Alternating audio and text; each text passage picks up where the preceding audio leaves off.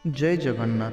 बंधुगण, एकादशी केवल व्रत नुहे बरं यह वैकुंठ धाम को जीवार एक उचित मार्ग अटे। जोपरी भाव में तुलसी गछ उपर जल छिंचिबा द्वारा तार मूल, शाखा, उपशाखा, पत्रर तृप्ति होता है एवं जोपरी भाव में आपण भोजन करने द्वारा आपणक आत्मांकर तृप्ति होता है, ठीक सेहीपरि भाव में जदि कौनसी व्यक्ति एकादशी दिन भगवान विष्णुंकर भक्ति एवं श्रद्धार सहित आराधना करिथाए तेबे सही व्यक्तिंकर मन संपूर्ण रूप से शुद्ध होई परम तृप्ति एवं शांति अनुभव करिथाए। आउ सही भली व्यक्ति मानकर कौनसी प्रकार अभिलाषा अधारे रही न थाए। आउ व्यक्ति एही भली प्रकार भौतिक सुख गुड़िकरु मुक्ति पाइकरी से मुख्यर प्राप्ति करिथाए। श्रीमद् भागवत गीतारे मध्य वर्णना करा जाइछि। सत्य जुगरे ध्यान द्वारा, त्रेतया जुगरे यज्ञ द्वारा, आउ द्वापर जुगरे अर्चना द्वारा ଯେଉଁ फल सबु प्राप्त होता है सही सबु कली जुगरे भगवान श्रीहरिंकर संकल्प करिबा द्वारा, नाम नेबा द्वारा, संकीर्तन करिबा द्वारा मिलिथाए। आउ भगवान श्रीहरिंकर पवित्र नाम को आपण उच्चारण करिबा मात्रे ही आपणଙ୍କୁ सही पुण्यफल प्राप्ति होता है। आउ मध्य कली जुगरे एकादशी तिथि ठारू बड़ एवं श्रेष्ठ कौनसी भी दिन होई न थाए जेउथिरे आपण माने भगवान श्रीहरिंकर नाम नहीं संकीर्तन द्वारा आपण पुण्यफल सबु प्राप्त करि परिबे। एही एकादशी भली दिन रे जेउ माने कीर्तन, दान, जप एही भली कार्य करिथांती सही भली व्यक्ति मानंकु एहार फल अनेक गुणा अधिक मिलिथाए। काहींकि ना एकादशी व्रत भगवान विष्णुंकर अत्यंत प्रिय व्रत बा प्रिय दिन होता है।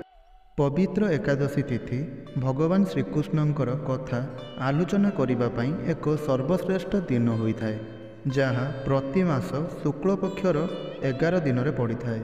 एही दिन रे समस्त भक्त माने राति सारा उपवास रही करी निरंतर भगवान विष्णुंकर महिमा गान करिथांती। आउ एही प्रकार रे संपूर्ण भक्ति भाव रे भगवान विष्णुंकर लीला कथा, भगवानकर नामकर जप आउ वैष्णव संकीर्तन करी आध्यात्मिक जगत रे आगकु बढ़िबा पई प्रयास करिथांती।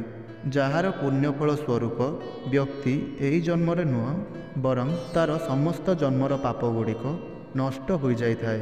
आउ मध्य जहा फल रे से वैकुंठर अधिकारी बनि पारिबो।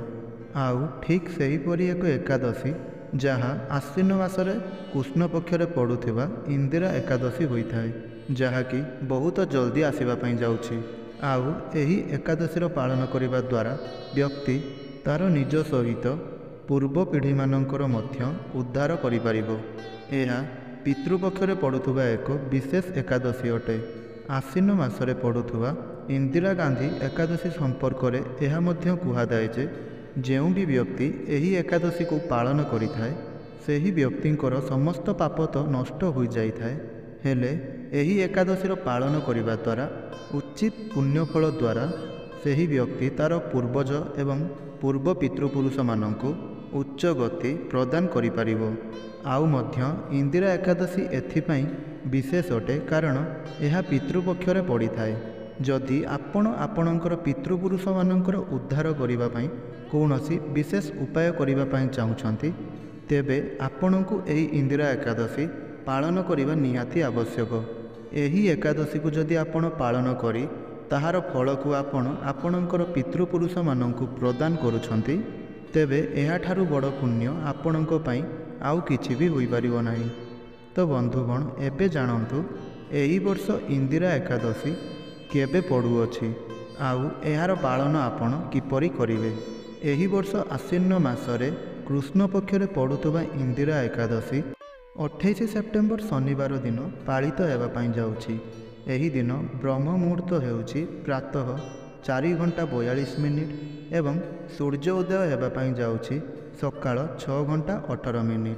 तेबे 28 तारिख दिन आपण व्रत को करिबा परे एहार पालन आपण 29 सेप्टेम्बर रविवार दिन सकाळ 6:19 रु सकाळ 10:17 पर्यंत करिपारिबे। एही समय मध्यरे आपण एही व्रत को पालन करिपारिबे। जदि आपणक मनरे ଏହି ଇନ୍ଦିରା ଏକାଦଶୀକୁ ନେଇ କୌଣସି ଶଙ୍କା ରହିଅଛି କି ଏହା 28 ସେପ୍ଟେମ୍ବରରେ ପଡ଼ୁଛି ନା 29 ସେପ୍ଟେମ୍ବରରେ ପଡ଼ୁଅଛି, ତେବେ ସେହି ଶଙ୍କାକୁ ଆମେ ଆପଣଙ୍କର ଦୂର କରିଦେଉଛୁ। ତେବେ ତିଥିର ପ୍ରାରମ୍ଭ ହେଉଅଛି 27 ସେପ୍ଟେମ୍ବର ଶୁକ୍ରବାର ଦିନ 2:01:20 ଆରମ୍ଭ ହେଉଅଛି ଏବଂ ଏହାର ସମାପ୍ତ 28 ସେପ୍ଟେମ୍ବର ଶନିବାର ଦିନ 2:02:49 ହେଉଅଛି। ତେବେ କାହିଁକି ନା 27 ସେପ୍ଟେମ୍ବର ଶୁକ୍ରବାର ଦିନ ଏକାଦଶୀର ଆରମ୍ଭ ଦ୍ୱିପ୍ରହର ସମୟରେ ହୋଇଥିବା କାରଣରୁ ଆମେ ତାହାର ପାଳନ ତାହାର ପରଦିନ ମାନେ 28 ସେପ୍ଟେମ୍ବର ଶନିବାର ଦିନ କରାଯାଉଅଛି। ଆମର କ୍ୟାଲେଣ୍ଡର ଅନୁସାରେ ଆମେ ଏକ ନୂତନ ଦିନର ବା ନୂତନ ତିଥିର ଆରମ୍ଭ ସୂର୍ଯ୍ୟ ଉଦୟକୁ ନେଇ ମାନିଥାଉ। ଆଉ ଏହି କାରଣରୁ ଏହିଥର ମଧ୍ୟ ଏହି ଏକାଦଶୀର ପାଳନ ଆମେ 27ରେ ନୁହେଁ ବରଂ 28 ସେପ୍ଟେମ୍ବରରେ କରିବା ଆବଶ୍ୟକ। ତେବେ ବନ୍ଧୁଗଣ, ଏବେ ଚାଲନ୍ତୁ ଜାଣିବା ଇନ୍ଦିରା ଏକାଦଶୀର ପାଳନ କରିବା ପାଇଁ କ'ଣ ସବୁ ବିଧିବିଧାନ ରହିଅଛି। ବନ୍ଧୁଗଣ, ଏହି ଏକାଦଶୀ ବିଶେଷ କରି ପିତୃପକ୍ଷରେ ପଡ଼ୁଅଛି। ଆଉ ଆମମାନଙ୍କ ଉପରେ ବା ଆମ ସମସ୍ତ ବ୍ୟକ୍ତିମାନଙ୍କ ଉପରେ ପିତୃପୁରୁଷମାନଙ୍କର କିଛି ନା କିଛି ଋଣ ସର୍ବଦା ରହିଥାଏ। ଏହି କାରଣରୁ ଆମେ ଯେତେ ଗମ୍ଭୀରତାପୂର୍ବକ ଯେତେ ଶ୍ରଦ୍ଧାପୂର୍ବକ ଏହି ଏକାଦଶୀର ଆମେ ପାଳନ କରିବା, ସେତେ ହିଁ ଅଧିକ ଲାଭ ଆମର ପିତୃପୁରୁଷମାନଙ୍କୁ ଲାଭ ହେବ ବା ପ୍ରାପ୍ତ ହେବ। ଏଥିପାଇଁ ଆପଣ ଯଥାସମ୍ଭବ ପ୍ରୟାସ କରନ୍ତୁ ଯେ ଏହି ଇନ୍ଦିରା ଏକାଦଶୀ ଦିନ ଆପଣ ବ୍ରହ୍ମ ମୁହୂର୍ତ୍ତରୁ ଉଠିବା ପାଇଁ।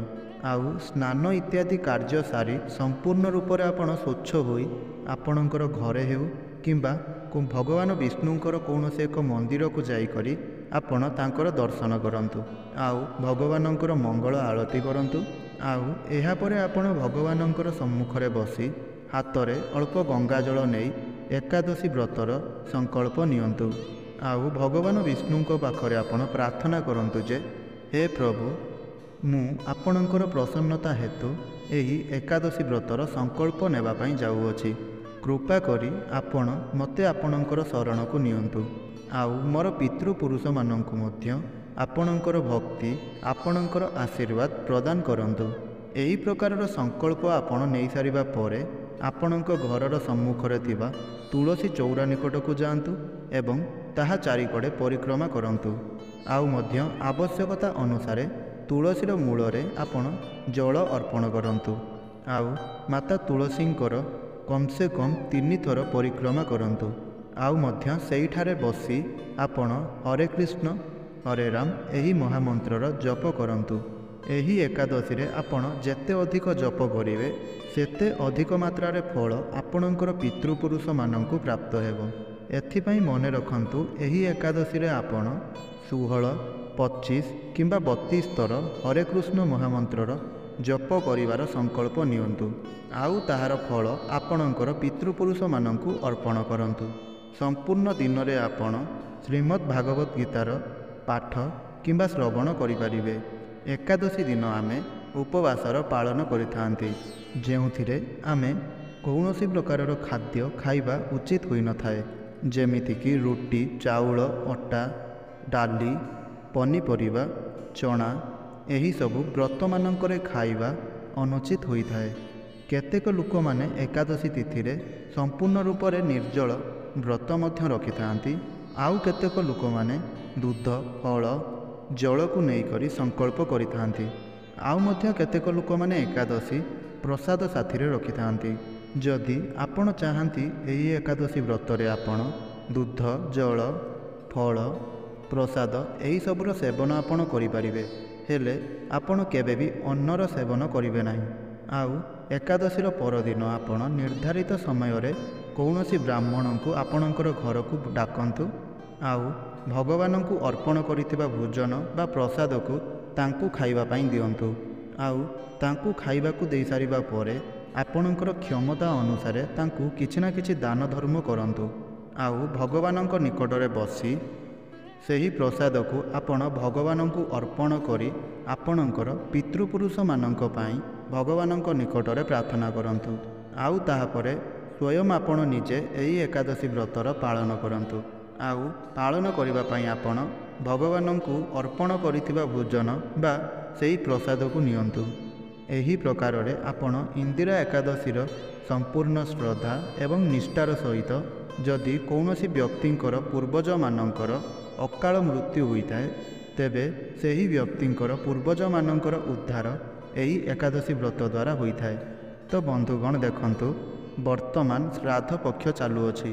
ଏହି ସମୟରେ ଆପଣ ଏହି କଥାର ଅବଶ୍ୟ ଧ୍ୟାନ ରଖନ୍ତୁ, ଏକାଦଶୀ ଦିନ ଗୁଡ଼ିକରେ ଆମେ କୌଣସି ପ୍ରକାରର ଶ୍ରାଦ୍ଧ କ୍ରିୟା କରିବା ଉଚିତ ହୋଇନଥାଏ। ଆପଣଙ୍କର ପିତୃପୁରୁଷଙ୍କର ମୃତ୍ୟୁ ଏକାଦଶୀ ଦିନ ହୋଇଥିଲେ ମଧ୍ୟ ତଥାପି ଆପଣ ତାଙ୍କର ତର୍ପଣ କ୍ରିୟା, ଶ୍ରାଦ୍ଧ କ୍ରିୟା ଏକାଦଶୀ ଦିନ କେବେ ବି କରିବା ଉଚିତ ହୋଇନଥାଏ। କାହିଁକିନା ପିତୃପୁରୁଷମାନେ ଏକାଦଶୀ ଦିନ ଅନ୍ନଯୁକ୍ତ ଭୋଜନ କେବେ ବି ଗ୍ରହଣ କରିନଥାନ୍ତି। ତେଣୁ ଯଦି ଆପଣଙ୍କର କୌଣସି ପିତୃଙ୍କର ମୃତ୍ୟୁ ଏକାଦଶୀ ଦିନ ହୋଇଥାଏ ତେବେ ଆପଣ ତାଙ୍କର ଶ୍ରାଦ୍ଧ ବା ତର୍ପଣ କ୍ରିୟା ଦ୍ୱାଦଶୀ ଦିନ କରନ୍ତୁ, ମାନେ ଏକାଦଶୀର ପରଦିନ ହିଁ କରନ୍ତୁ। ବନ୍ଧୁଗଣ, ଏହି ଇନ୍ଦିରା ଏକାଦଶୀକୁ ନେଇ ଏକ ସୁନ୍ଦର ପୌରାଣିକ କଥା ମଧ୍ୟ ରହିଛି। ଯଦି ଆପଣ ସେହି କଥାକୁ ଶୁଣିବା ପାଇଁ ଚାହୁଁଛନ୍ତି ବା ଜାଣିବା ପାଇଁ ଚାହୁଁଛନ୍ତି ତେବେ ଆପଣ ତଳେ ଆସୁଥିବା କମେଣ୍ଟ ବକ୍ସରେ ନିଶ୍ଚୟ ରୂପରେ ହଁ ଲେଖନ୍ତୁ। ଆଉ ଜୟ ଶ୍ରୀ ଭଗବାନ ବିଷ୍ଣୁ, ଜୟ ମାତା ଲକ୍ଷ୍ମୀ ଅବଶ୍ୟ ଲେଖନ୍ତୁ। ଏବଂ ଏଥିସହିତ ଆପଣ ଆମର ଏହି ଚ୍ୟାନେଲଟିକୁ ଗୋଟିଏ ସବସ୍କ୍ରାଇବ୍ କରି ଭିଡ଼ିଓଟିକୁ ଗୋଟିଏ ଲାଇକ୍ ନିଶ୍ଚୟ କରନ୍ତୁ। କଳିଯୁଗରେ ଭଗବାନ ବିଷ୍ଣୁଙ୍କର କଥାକୁ ଆପଣ ପାଠ କରିବା ଦ୍ୱାରା ଅନେକ ପୁଣ୍ୟଫଳର ପ୍ରାପ୍ତି ଆପଣ କରିପାରିବେ।